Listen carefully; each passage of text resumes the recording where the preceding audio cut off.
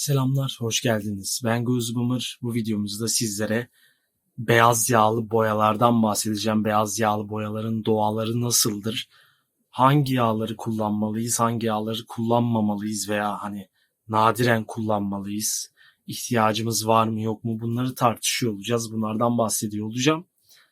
Bu videomuzda zaten sizlere resimli olarak da göstereceğim. İşte atıyorum titanyum beyazı 5 yıl sonra ne hale gelmiş, işte efendime söyleyeyim Kremnitz beyazı ne hale gelmiş, zinc beyazı yani çinko beyazı 5 yıl sonra 2 sene sonra ne hale gelmiş, bunlardan bahsedeceğim. Bu videomuz beyaz boya ile alakalı olacak, bence çok önemli bir video. Hani sizlerin de seveceğinizi düşünüyorum. Niye diyeceksiniz? Çünkü hani bildiğiniz üzere beyaz renk yağlı boya resim yaparken paletimizde önemli bir yer teşkil ediyor, yer kapsıyor ve beyaz olmadan aslında her rengin o kadar kromasını düşüremez ya da pastelize hale getiremez veya en basitinden renklerimizi açamayız. Beyaz o yüzden paletimizde mutlaka olmalı. Evet, siyahı kullanmayabiliriz. Empresyonist tarafta olmak isteyebiliriz. Doğada siyah yoktur da diyebiliriz. Bunlar farklı teoriler, spesifik konular ama beyaz mutlaka olmalı. Beyaz paletimde yok falan filan diye bir şey yok arkadaşlar. Onun dışında isterseniz yavaştan başlayalım. İlk önce baktığımızda ne görüyoruz? Yanlış hatırlamıyorsam boyaların 2 yıllık, bakın 2 yıllık diyorum, 5 yıllık testlerini de sizlere göstereceğim. 2 yıllık beyaz boyaların, 4 adet beyaz boyanın testini görüyoruz arkadaşlar baktığımız ekranlarımızda. Şu an siz de benim gibi görüyorsunuz, beraber bakıyoruz.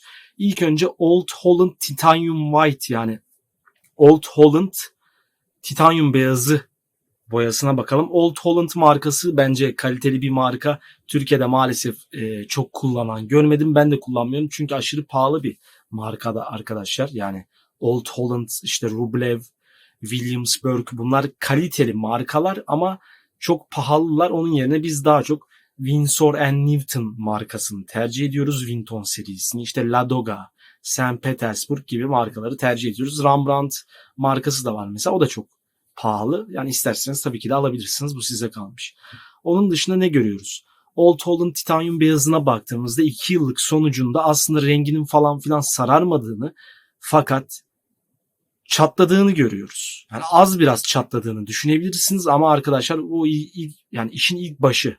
2 yıllık bir test neticede. 2 yıllık bir testte boya bu kadar çatlamış ve iyi bir şey değil aslında. 2 senede çatlaması iyi değil. Çünkü demek ki Joshua Reynolds gibi birisinin ellerinde, ki kendisi bu arada bilmeyenleriniz için romantik akademik bir ressamdır. Joshua Reynolds yer yer tabii Rokoko ile de bağlantısı var ama hiçbir zaman tam anlamıyla bir neoklasik olmamış. Romantizm ve Rokoko arasında bir yerlerde hep kalmış kendisi. Tabii ki de klasik tarafa da bir selam çakıyor yer yer. Fakat Joshua Reynolds işte İngiliz Akademisi'nin başıydı. Royal Akademi'nin başıydı. 18. yüzyılda özellikle ve kendisi bu arada Jacques David'in çağdaşıdır. Kendisi işte bitüm kullanıyordu. Yağlı boya yaparken asfalt kullanıyordu. Bilmem ne kullanıyordu ve bu sonunda resimlerinin hani daha direkt atölyesinden müşterilere çıkarken, yani örnek veriyorum, siz bir müşterisiniz, adamın resmini alıyorsunuz, aldığınız anın ikinci gününde yani ertesi gününde resim çatlıyordu. Bu da bir sorun, yani o yüzden dedim hani Joshua Reynolds'ı bu videoda anmak istedim.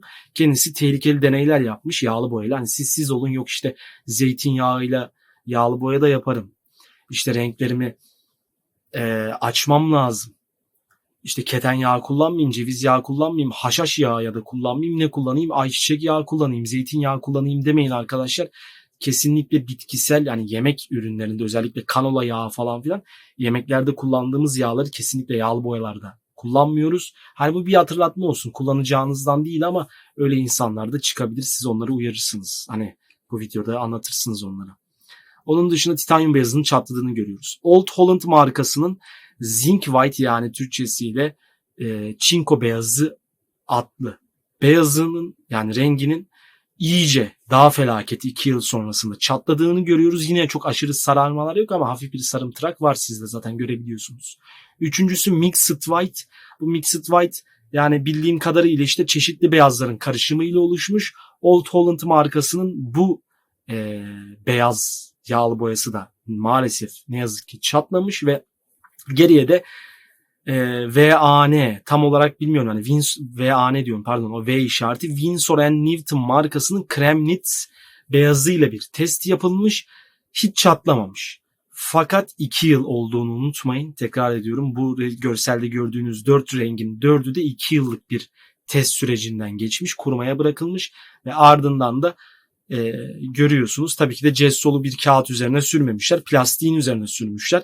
Aslında hani biraz bunun da payı olabilir bir nebze. Niye diyeceksiniz? Çünkü tuvallerin üzerine yapılan testler daha ciddidir. Ama bunu da biraz dikkate almakta fayda var. Ben en azından öyle düşünüyorum. Bilmiyorum sizler ne düşünüyorsunuz? Yine yorumlar kısmında belirtebilirsiniz. Hangi beyazı kullanıyorsunuz? Titanyum beyazı mı? Kremnitz beyazı mı? Pul beyazı mı? Flake white mı? Kurşun beyazını bulabiliyor musunuz? Zehirli bir pigment çünkü. Günümüzde üretilmiyor tam olarak. Ama yine yer yer üreten insanlar var tabii Amerika'da, İspanya'da, İtalya'da. Biz orada değiliz. Çinko beyazı kullanıyor musunuz? Yine bunların permalba beyazı ya da bunları bana yorumlarda ve arkadaşlarımıza paylaşıyor olabilirsiniz. Kendi deneyimleriniz neler? Onun dışında Kremnitz beyazında dediğim gibi sararma olmuş fakat kesinlikle 2 yıl sonra çatlamamış. Bu da bizlere gösteriyor ki Winsor & Newton markasının Kremnitz beyazını isterseniz aslında alabilirsiniz. Çünkü minimum 2 yılda herhangi bir çatlama falan yok ama sadece sararma var. Bunu bilerek aslında dikkate alarak boyayı almalı ve keten yağını her zaman her videomda söylüyorum arkadaşlar, vıcık vıcık kullanmamaya dikkat edin. Çünkü sadece beyazınızı değil, hangi rengi karıştırıyorsanız keten yağıyla, yani yağlı boyanız katıysa zaten mümkün mertebe onu inceltmek zorundasınız ve keten yağı da inceltici görevi görüyor, yani yağlar. Haşhaş yağı da kullanabilirsiniz, keten yağı da kullanabilirsiniz ama dikkatli olun çünkü aşırı kaçarsanız hem resminiz çok ıslak olur, hem çok yapış yapış bir zemin elde edersiniz vesaire. Daha sonra onun üzerine gelen zemini de bozmuş olursunuz. Çünkü kat kat çalışıyorsanız benim gibi yeni renkler eklemek isteyeceksinizdir. Ve haliyle yapış yapış bir zeminde problem de yaşayabilirsiniz. Çok fazla kat onun üzerine gelirseniz gibi gibi. Ve bu da böyleydi. Yani bu görsele baktığımızda 2 yıllık test sonucunda şunu rahatlıkla söyleyebiliyoruz. Winsor & Newton markasının Kremnitz beyazı 2 yıllık test sürecinde sınıfı geçerken Old Holland markasının titanyum beyazı, çinko beyazı, zinc white ve karıştırılmış mixed white renkleri sınıfta kaldı. Çünkü hepsi 2 sene sonra çatladı. Bu da Old Holland'ın beyaz boya üretme konusunda aslında başarısız olduğunu gösteriyor ama diğer boyalarında o kadar da bir soruna rastlamadım veya yabancı ressamların bunu anlattığı bir video görmedim.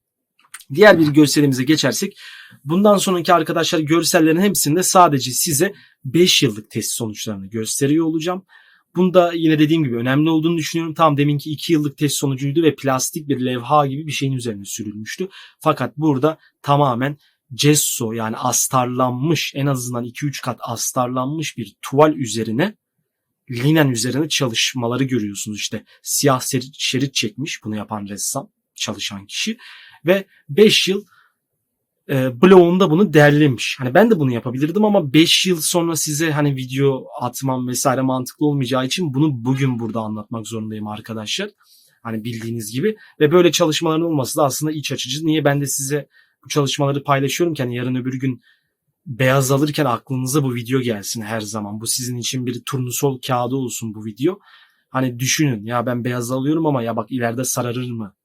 Ya ileride çatlar mı, kırılır mı diye, dökülür mü pul pul diye bunu düşünüyor olacaksınız. En azından bu videodan sonra böyle temenni ediyorum. Ve ilk boyamıza gelecek olursak 5 yıllık test sonucunda Flake White. Flake White bende de var. Ben de satın aldım Flake White'ı. Flake White'ı niye satın aldığımı soracak olursanız, Flake White arkadaşlar, titanyum beyazı mesela çok soğuk. Titanyum beyazı çok soğuk. Flake White ise hafif böyle kurşun beyazı hareketleri yapan, tam anlamıyla kurşun beyazı olmayan, onu taklit etmeye çalışan fakat en nihayetinde kendisi sıcak bir beyaz ve güzel karışıyor. O da opak tabii. Transparan değil beyaz veya yarı opak bir renk değil.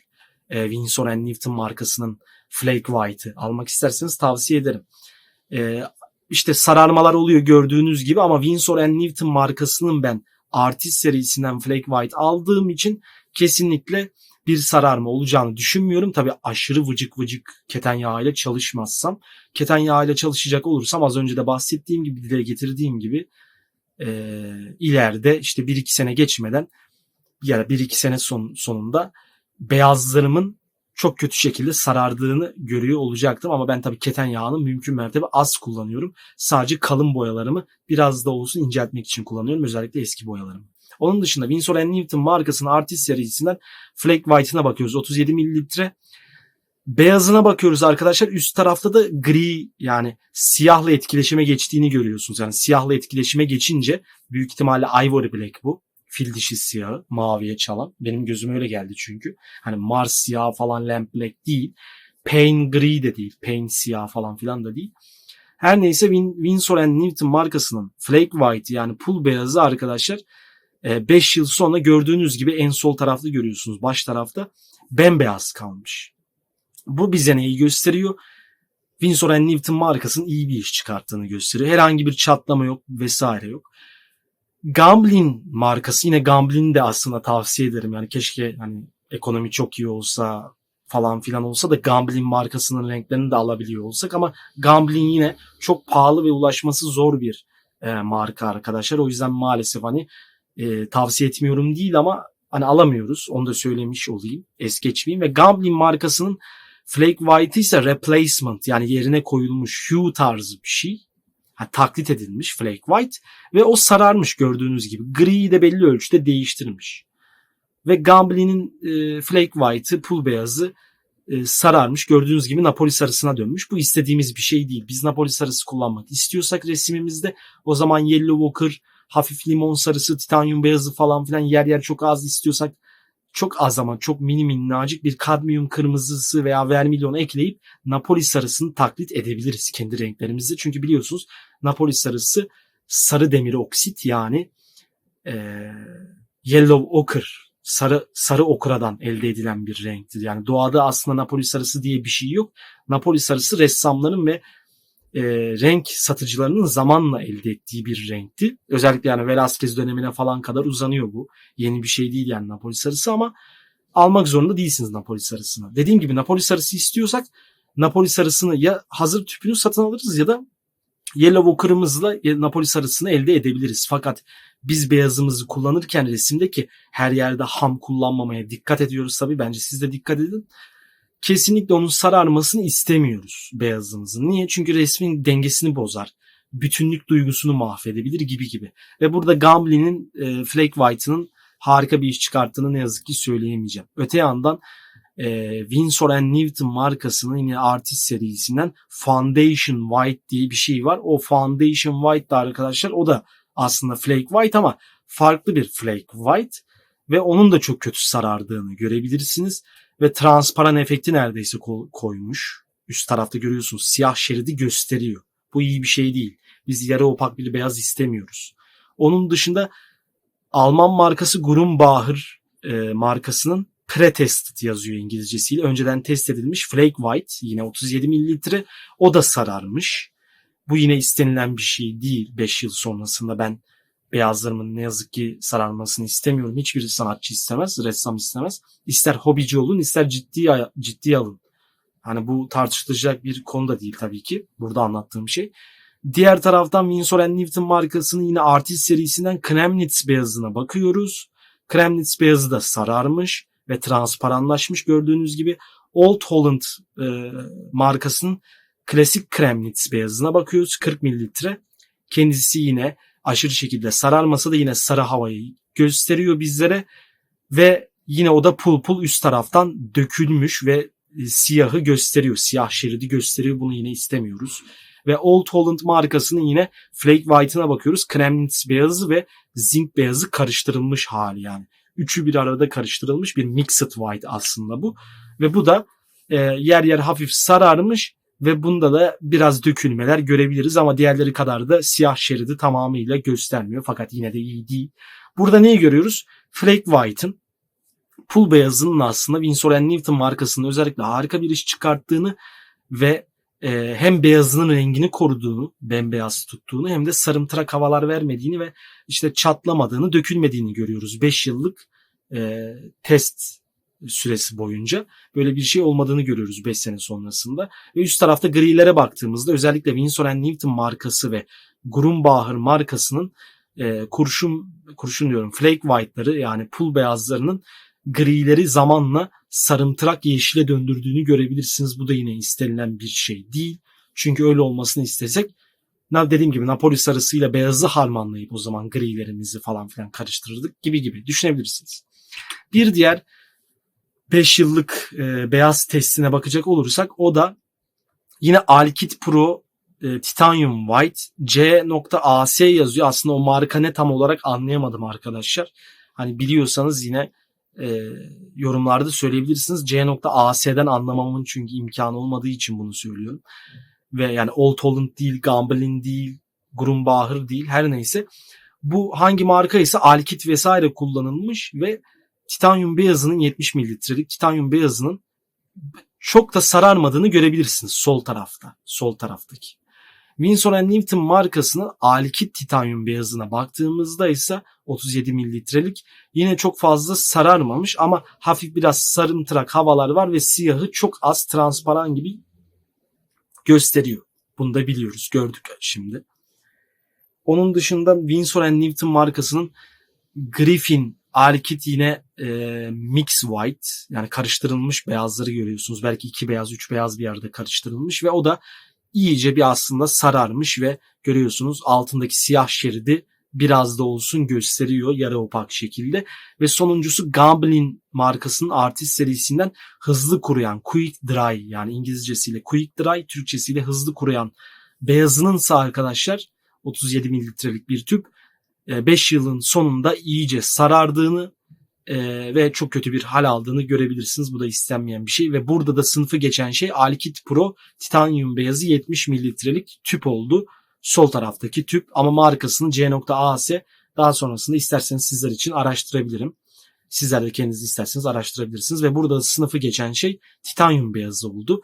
Yani bu titanyum beyazı da gönül rahatlığıyla kullanılabilir çünkü 5 yıl sonunda herhangi bir sararma veya dökülme olmayacaktır. Flake White'da olduğu gibi Winsor & Newton markasının. Bir diğer beyazımız ise arkadaşlar, bu beyazdan açıkçası uzak durun. Bu da Permalba beyazıdır. Permalba beyazının geçtiğimiz videolarda hani ben bu ressamların, eski ressamların, özellikle eski ustaların ve büyük ressamların renk paletini anlatırken sizlere ne demiştim? İşte John Singer Sargent Permalba beyazı falan filan kullanıyor diye. İşte Blanc d'Argent, Argent diye geçer. Blanc Argent, Permalba beyazı. Arkadaşlar Blanc Argent, yani o Fransızcası, İngilizcesi Permalba beyazı. Permalba beyazından uzak durun çünkü sarımsı bir beyazdır ve titanyum beyazı gibi soğuk değildir ve flake white gibi falan filan da değildir. Yani tavsiye etmiyorum çünkü çok dehşet şekilde zaten hali hazırda sarımsı bir beyaz satın alırsanız, renk paletinize koyarsanız diğer renklerinizi çok feci şekilde etkileyecek. Siz fark etmeseniz bile ve 5 yıl sonrasında da ilk başta gördüğünüz gibi Permalba Artist serisi Iren White yazıyor.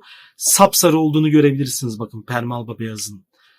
Altın sarısına dönmüş. Gold okra rengine dönmüş. Altın okra rengine dönmüş. Buna da dikkat edin. İkinci renk ise Chroma Profesyonel Artist serisi Archival Tinting White. Tinting, yani tint veriyor, hava veriyor. Bu Tinting White'da ise arkadaşlar 40 mililitre, yine dediğim gibi Napoli sarısına dönmüş 5 yıl sonra. Kesinlikle bunu istemiyoruz. Sarımsı beyazlarla işimiz yok çünkü. Üçüncüsü yine C.A.S. Dediğim gibi yani İngilizce bu C.A.S'den aklıma gelmiyor. Artist serisi olabilir belki. Yani Gambelin diyeceğim ama G de değil. Yani tam olarak çözemedim. Ben dediğim gibi yani onun sonradan bakarız. Onun dışında bu C.A.S markasının Artist serisi Alkit Pro beyazına baktığımızda ise yine 70 mililitre. O da garip bir şekilde böyle kromatik bir havalara bürünmüş ve çok sararmamış ama beyazı da değişmiş aslında. Garip bir şekilde, hani solmuş diyelim. Bu tam bir sararmamış. Siz de benim gibi görüyorsunuz. Sol taraftaki feci şekilde altın rengine dönmüş.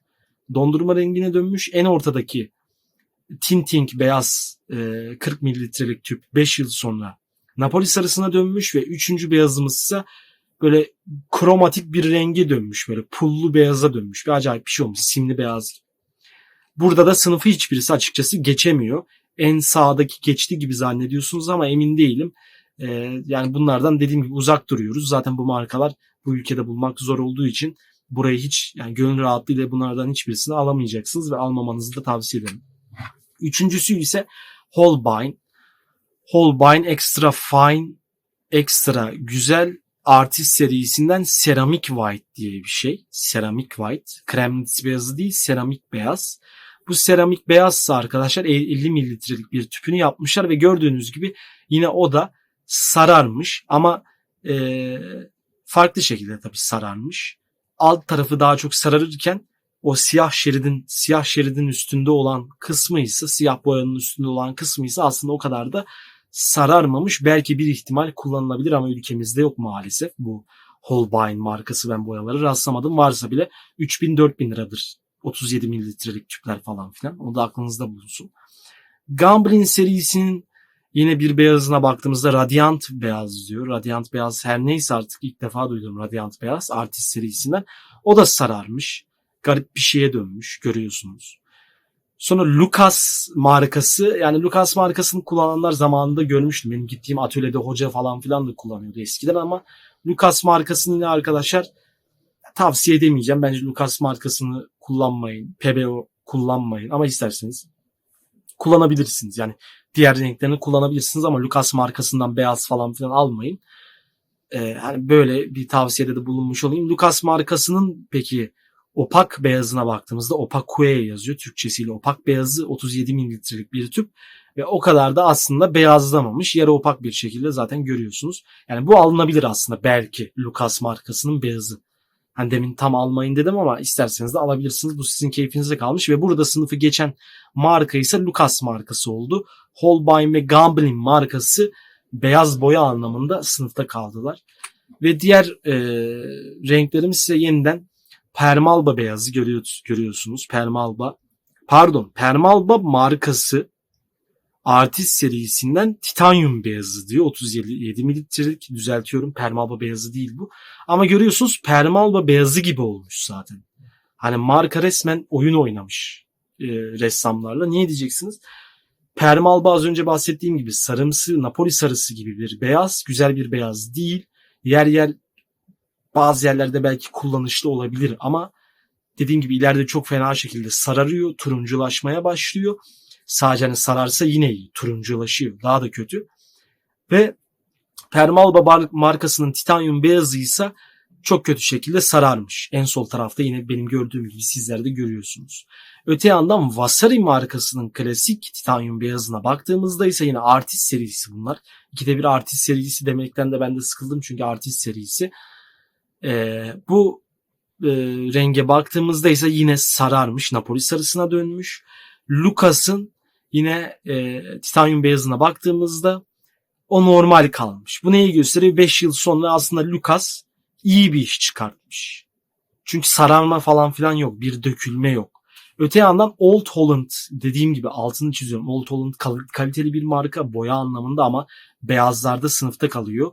Ve burada da Old Holland markasının titanyum beyazının aşırı şekilde sararmasa da çok az sararmış ama siyah şeridin üstündeki beyazların ya zamanla döküldüğünü görebilirsiniz. Çünkü transparan olmuş. Bu da yine Old Holland markasının beyazının o kadar da iyi olmadığını gösteriyor aslında. Ve şunu da arkadaşlar ekleyeyim bu videoya devam etmeden önce.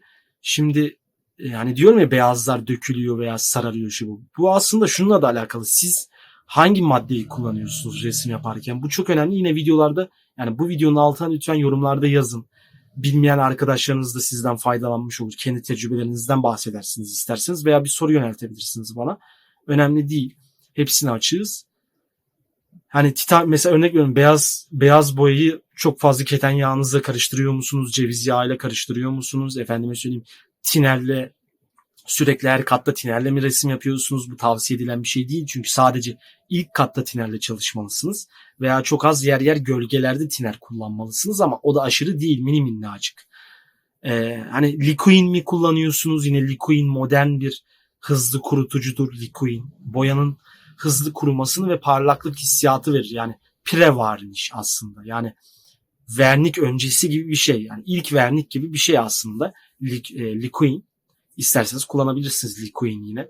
Yani Gamsol mu kullanıyorsunuz, ne kullanıyorsunuz? Yine bunu yorumlarda belirtin ki bana, ben de ona göre size belki başka bir videoda başka bir şey anlatırım veya dediğim gibi burada diğer resimle, sanatla uğraşan arkadaşlarımıza yardımcı olmuş olursunuz. Bunu da unutmayın. Yorumlarda bunları belirtmek istiyorsanız. Yani aslında hangi yağ kullandığınız beyazın sararıp sararmamasını çok etkiliyor ve diğer renklerin. Mesela işte dediğim gibi keten yağı çok sarartıyor 5 yıl sonrasında. Çok vıcık vıcık kullanırsanız ama mini minnacık kullanırsanız bir şey olmaz. Fırçanın ucuyla yani az az alırsanız. Efendime söyleyeyim işte keten yağı dedim, keten tohumu yağı dedim. İşte keten tohumu yağı da bu arada ikiye ayrılıyor arkadaşlar. Keten yağı ve şey var. Adını siz söyleyin. Keten yağı ve boiled linseed oil var. Boiled linseed oil ise yanmış. Onu isterseniz siz evde de yapabilirsiniz. Yani fırında bir cam haznede onu yakabilirsiniz. Onun dışında işte haşhaş yağı var. Poppy oil diye geçiyor İngilizcesi. Haşhaş yağı. Yine onu kullanabilirsiniz isterseniz. Gibi yani ceviz yağı, haşhaş yağı bilmem ne yağı bunlara dikkat edin lütfen. Hani aklınızda bulunsun aşırı şekilde özellikle ceviz yağı diyorum. Özellikle keten yağını kullanmayın çünkü boyalarınızı sarartacaktır zamanla. Kroma işte yine Avalanche markasının Permalba beyazı gibi bir şey yazıyor. Permalba beyazıyla Flake White'ı da galiba karıştırmışlar. Aynen Permalba beyazıyla Flake White'ı karıştırmışlar ve titanyum beyazını karıştırmışlar.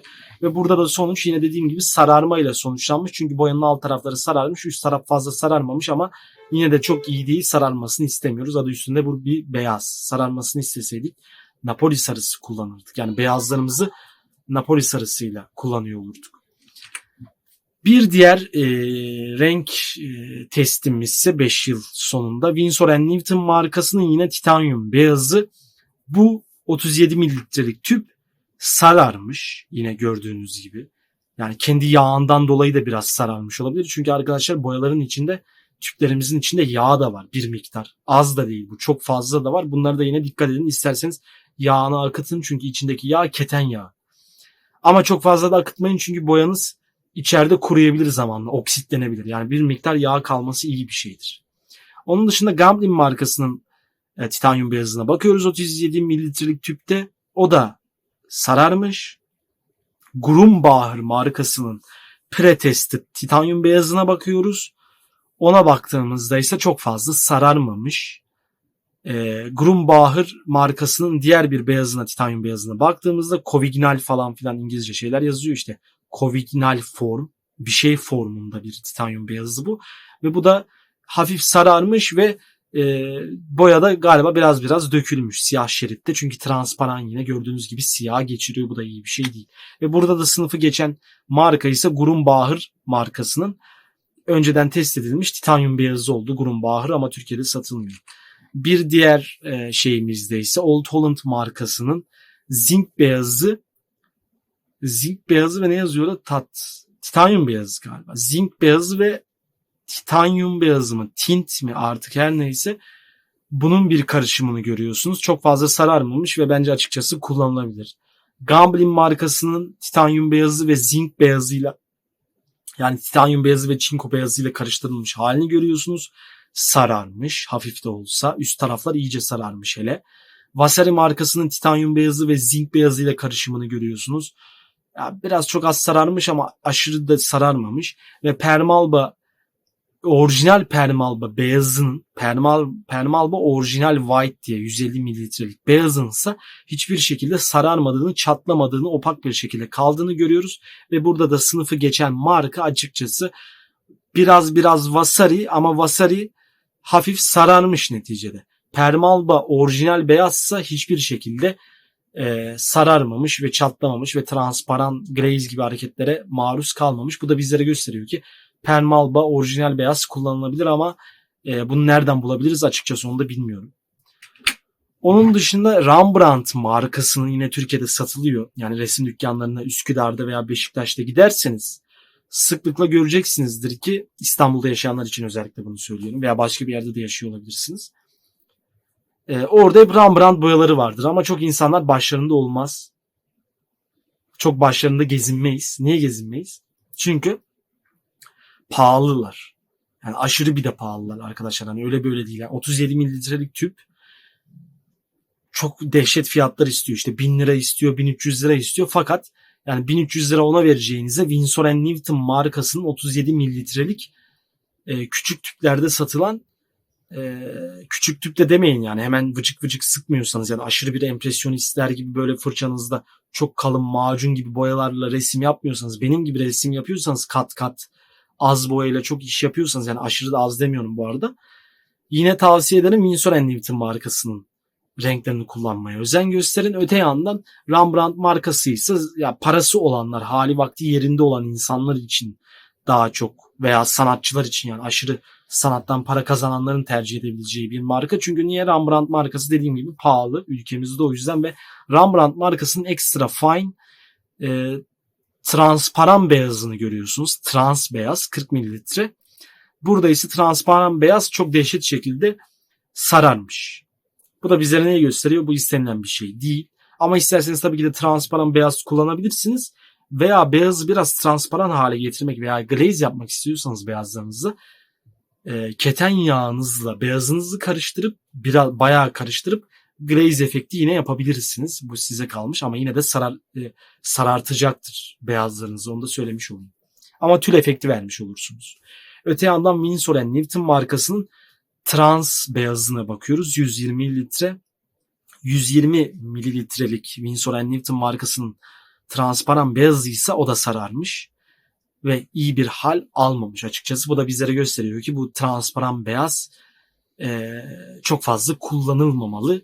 Yani normal beyaz kullansanız yeterli. Çünkü öyle olsaydı işte Velázquez'de, Rubens'te, Rembrandt'ta ve diğer ressamlarda transparan beyaz kullandıklarını görürdük. Fakat kendileri transparan beyaz değil, dümdüz kurşun beyazı, pul beyazı, varsa zamanlarında kremnit beyazı kullanmışlar. Titanyum beyazı zaten onların çağında yokmuş. Titanyum beyazı 20. yüzyılda çünkü ortaya çıkmış, o yüzden. Ve son çalışma ise 5 yıllık sonucunda Permalba markasının.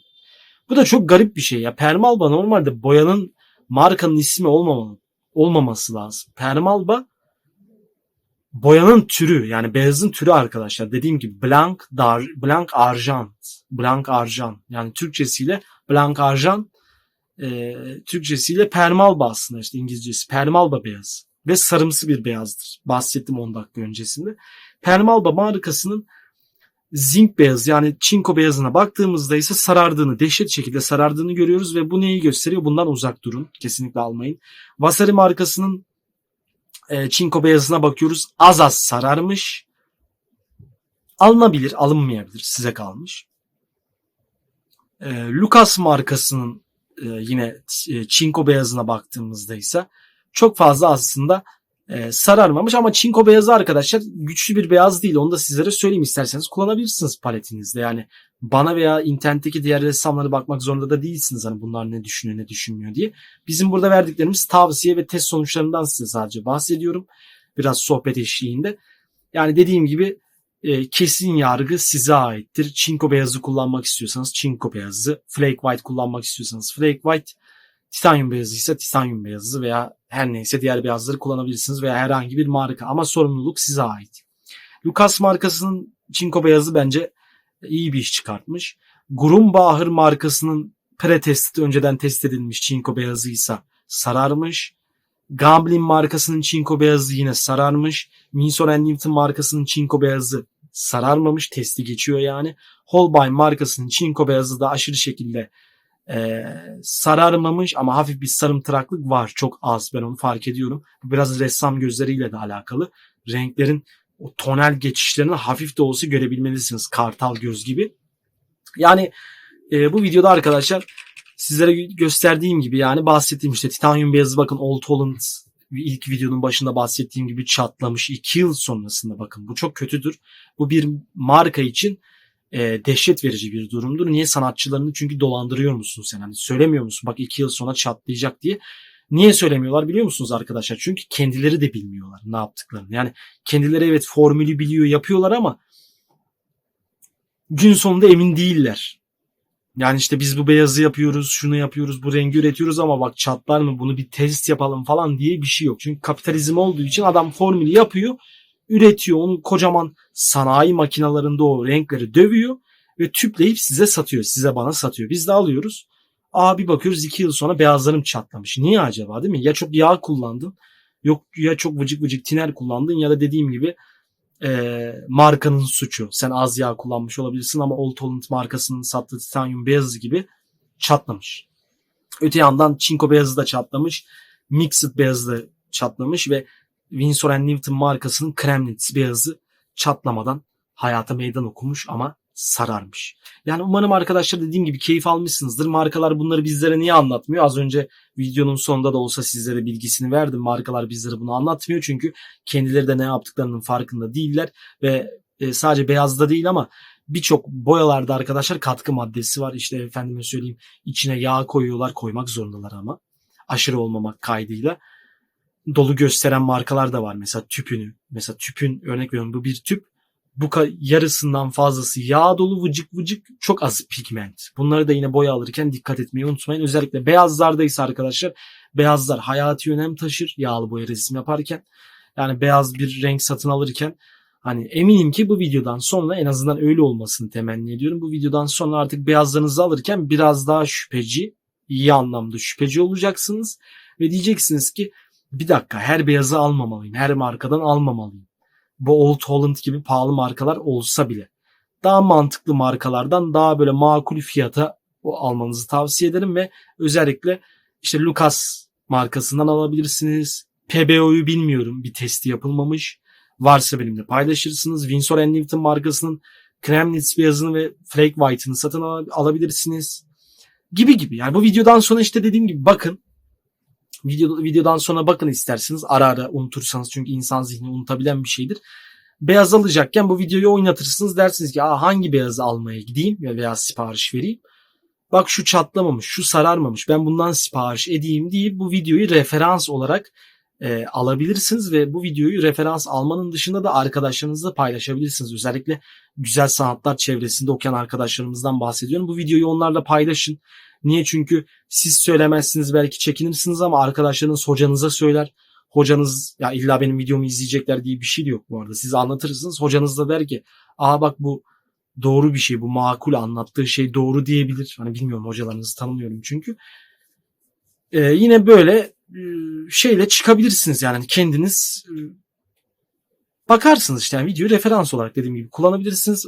Dediğim gibi umarım videodan keyif almışsınızdır arkadaşlar. Dilim döndüğünce sizlere beyazların 5 yıllık ve 2 yıllık test sonuçlarını sizlerle paylaştım. Umarım keyif almışsınızdır. Videodan keyif aldıysanız videoyu beğenebilir, arkadaşlarınızla işte resim sanatıyla ilgilenenlerle paylaşabilir. Bak böyle bir kanal var, sanat tarihi anlatıyor, yağlı boya teknikleri gösteriyor ve bunun yanında renkler hakkında bilgi veriyor diye paylaşabilirsiniz.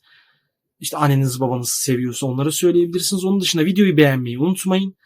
Yorum yaparak kanala destek olmayı unutmayın arkadaşlar. Yorumlarınız çok önemli. Hem benim açımdan hem de diğer arkadaşlarımıza yol göstermiş oluyorsunuz. Öncü oluyorsunuz bir nevi.